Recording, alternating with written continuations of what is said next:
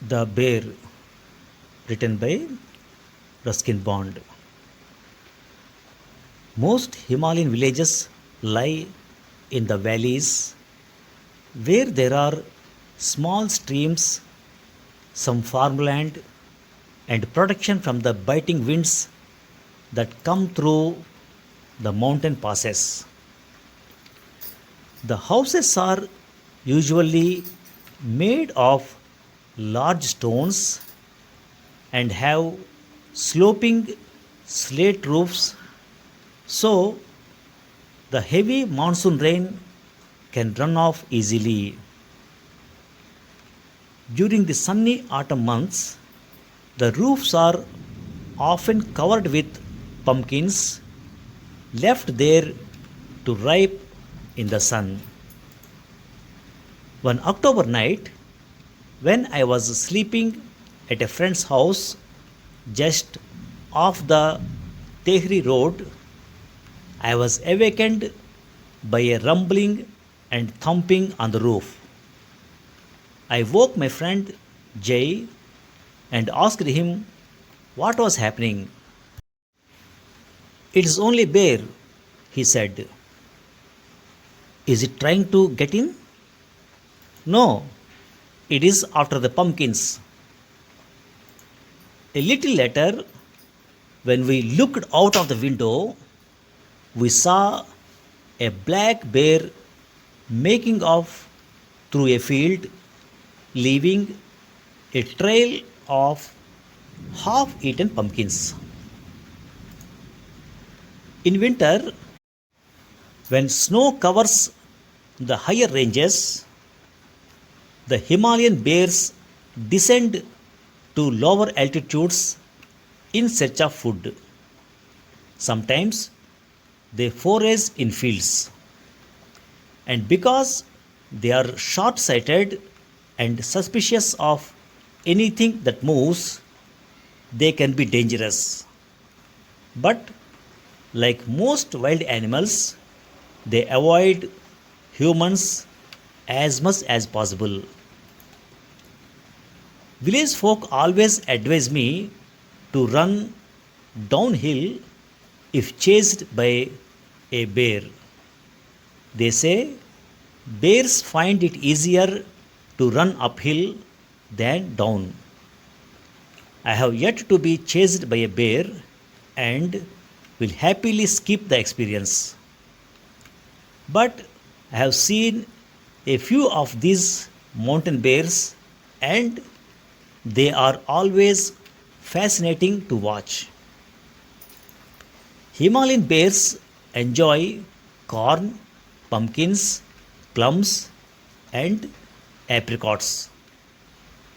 Once, while I was sitting in an oak tree on Pari Tibba, hoping to see a pair of pine martens that lived nearby, I heard the winning grumble of a bear, and presently a small bear ambled into the clearing beneath the tree.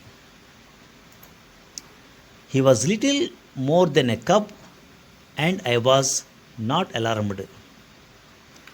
I sat very still, waiting to see what the bear would do.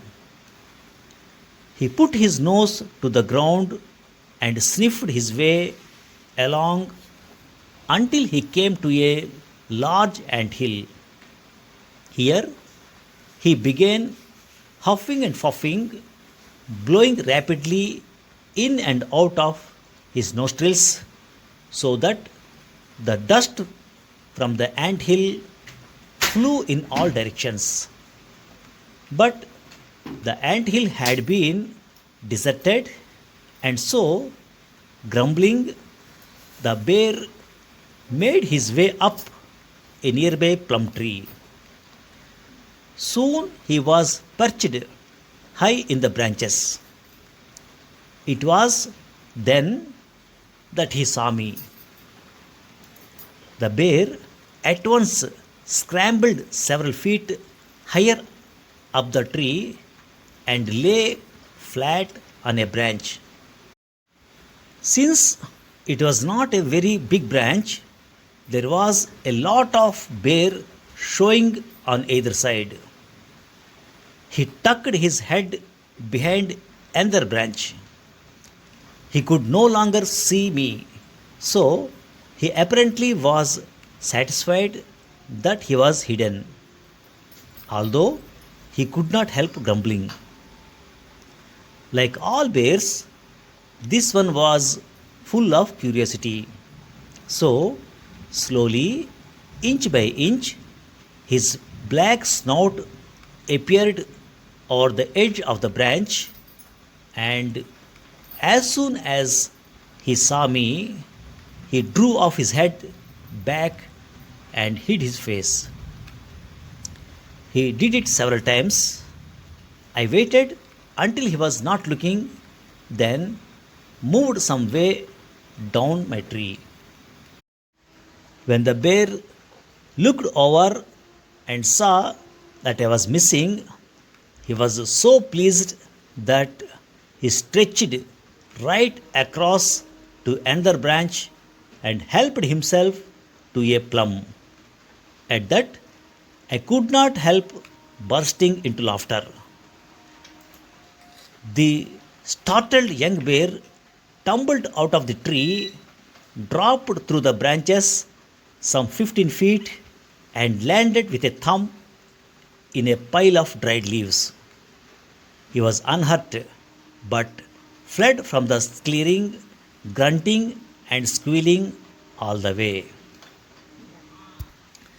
Another time, my friend Jay told me that a bear had been active in his cornfield.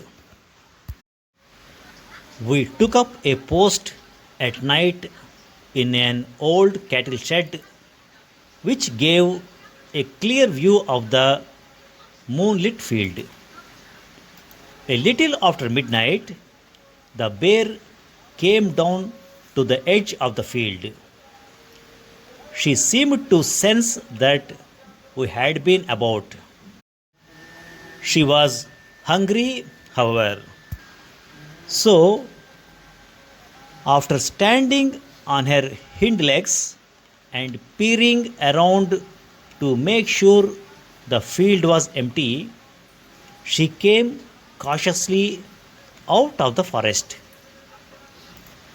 The bear's attention was soon distracted by some Tibetan prayer flags which had been strung between two trees. She gave a grunt of disapproval and began to back away, but the fluttering of the flags were a puzzle that she wanted to solve. So she stopped and watched them. Soon the bear advanced to within a few feet of the flags, examining them from various angles. Then, seeing that they posed no danger, she went right up to the flags and pulled them down. Grunting with apparent satisfaction, she moved into the field of corn. Jay had decided that he did not want to lose any more of his crop, so he started shouting. His children woke up and soon came running from the house, banging on empty kerosene tins. Deprived of her dinner, the bear made off in a bad temper. She ran downhill at a good speed, and I was glad that I was not in her way. Uphill or downhill, any angry bear is best given a very wide path. Thank you very much.